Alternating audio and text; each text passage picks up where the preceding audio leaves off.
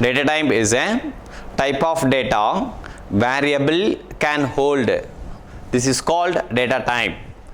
In a programming language, data types can be classified into three types.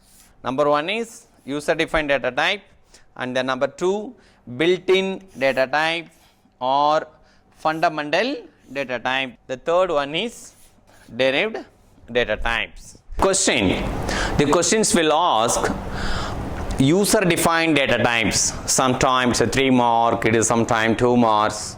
List out the user defined data types. Can I say now? User defined data types. Okay. Number first one is class. Second one is enumeration. Simply we call enum. And then third one is structure. Simply we call this keyword struct. The fourth one is type definition.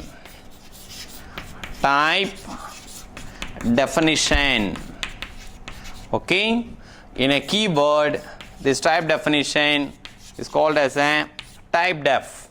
Okay, yesterday I think so taught about classes and object, but now can I say again, clause is a way to bind the data and associated function together, but class is a one of the keyword. Is this a reserved word also? Same thing, enumeration. This enumeration is a, we call in this keyword enum. And then structure, this about, can I say, struct. Okay, type definition, in the reserved word we call type def. Okay, these are the types, is a user defined data types.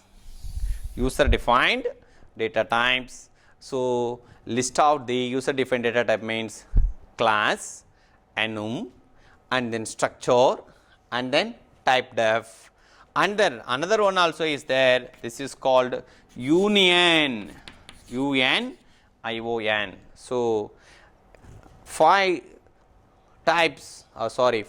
these five the user defined data types is an reserved keywords. Okay, can I say about built-in data types or fundamental data types? Okay, fundamental data types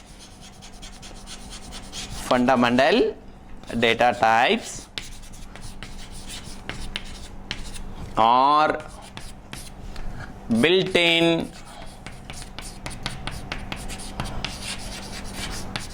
data type.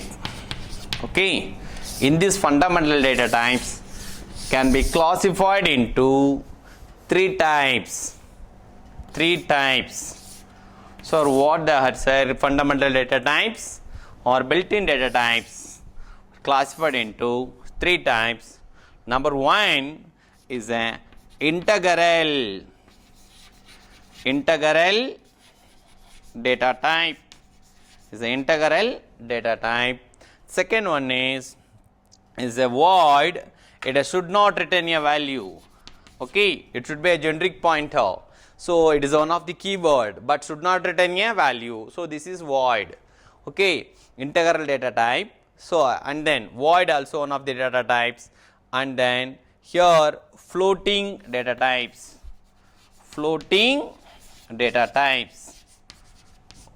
Okay, my dear children. So floating data types and then integral data types. Void should not return a value. Okay, sir, what are called integral data types, sir? In a computer programmer, he knows about the integer and then character. Clear? Suppose in a Python, this integer means how many bytes it occupies. Character means how many bytes occupied in a memory location. Integer means 4 bytes. Okay, sir, 4 bytes is occupied. Here character means 1 byte is occupied. Okay, these two types is a integral data types. Clear? Void is a should not retain a value. It is a generic pointer. It is a generic pointer or should not retain a value. The floating data types is deriving two types. Number one is float. Is a float and then double. Float and double. So okay, float means here what? 4 bytes.